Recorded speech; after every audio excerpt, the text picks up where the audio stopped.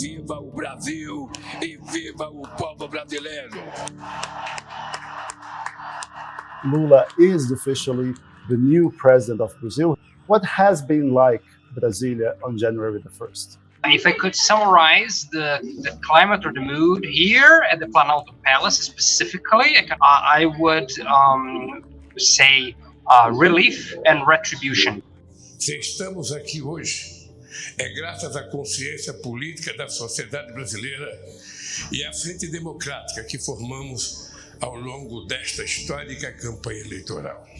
This morning, I went to the pro-Bolsonaro camp that is on the headquarters of the army here in Brasília. There are some people left that they believe that some way the army can still do something, or they are elaborating something like a military intervention. There's a lot of misinformation going on, like we know.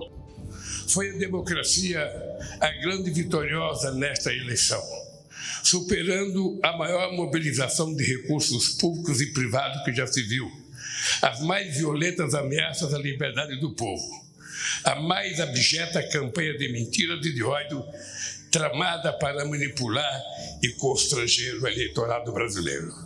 After this trip to this camp, I went to Lula's inauguration on Planalto dos Ministérios. I think it's the major event that I've been since I'm here in Brasília. I was at Bolsonaro's inauguration, and I think it's nothing compared in terms of number of people, and also the atmosphere was very calm. I think it's the events of this proportion most organized.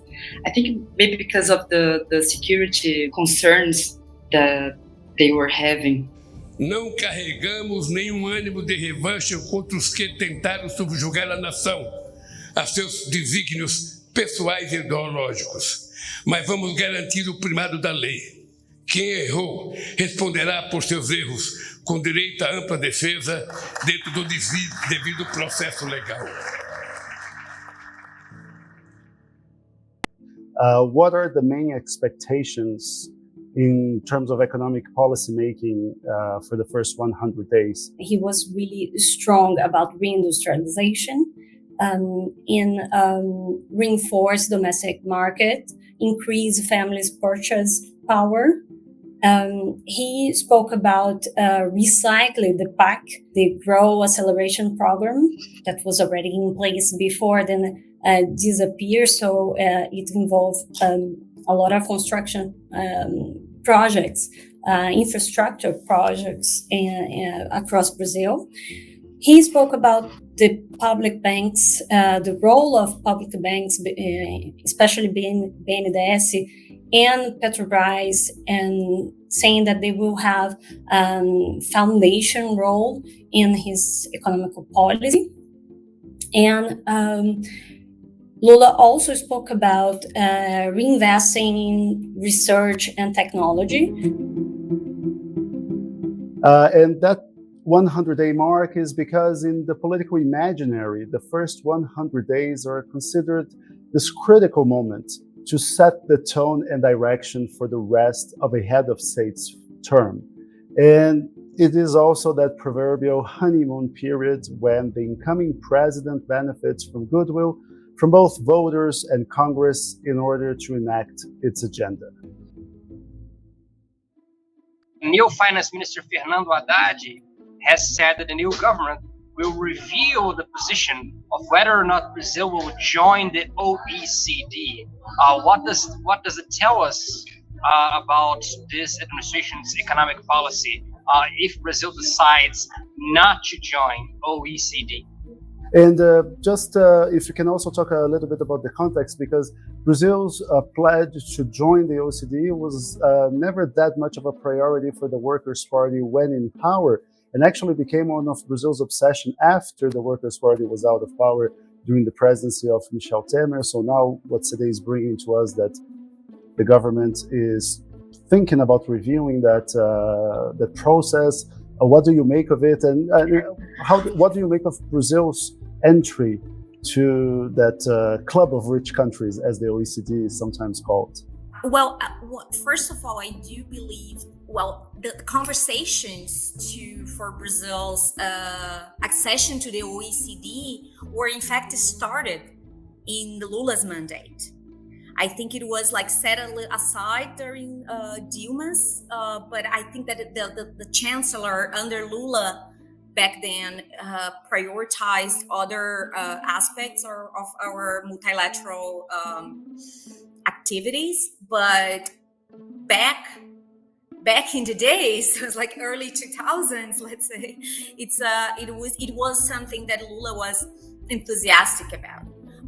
Of course, it's much more complex than it's not like just a club of rich countries. There are a lot of like compliance norms that you have to comply on, and like Brazil submitted the memorandum with the list of the things that they were doing by I think it was in October.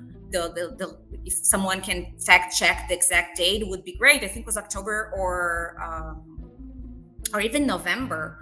The government was already in transition. It was submitted because Bolsonaro created a special secretariat within his cabinet to address the OECD accession. It was a priority for the Ministry of Economy as well. So they submitted it, and one of the aspects that Brazil was not complying was, in fact, the environmental aspects of the OECD accession. So I think Haddad's message was like, okay, we are. It's Lula's decision, and we are revisiting it. So one thing I think is that one position that we have to look at is the Itamaraty's position, the Minister of Foreign Relations position about it. And he was Mauro Vieira, who was appointed as the Minister of Foreign Relations. He was also coy about OECD. So I do believe that this is something that Lula will probably be defining in the. There's very little cash available and a lot of challenges ahead. In this first 100 days, you can only do so much, right? So what should be Lula's top priorities in terms of what he needs to tackle? Because Lula will need to deliver some quick results. He has a big part of the electorate who does not see him as a legitimate leader, so he will have to have some deliverables right away. The Brazil 100 project will interpret during this 100 days all these twists and turns and implications of what the country is facing and how Lula is uniting and rebuilding this divided nation that he's now leading. Is a partnership between the Brazilian Report and the Wilson Center's Brazil Institute, and we are launching the Brazil 100 project to discuss the main challenges the Lula administration will face and its move in the first 100 days.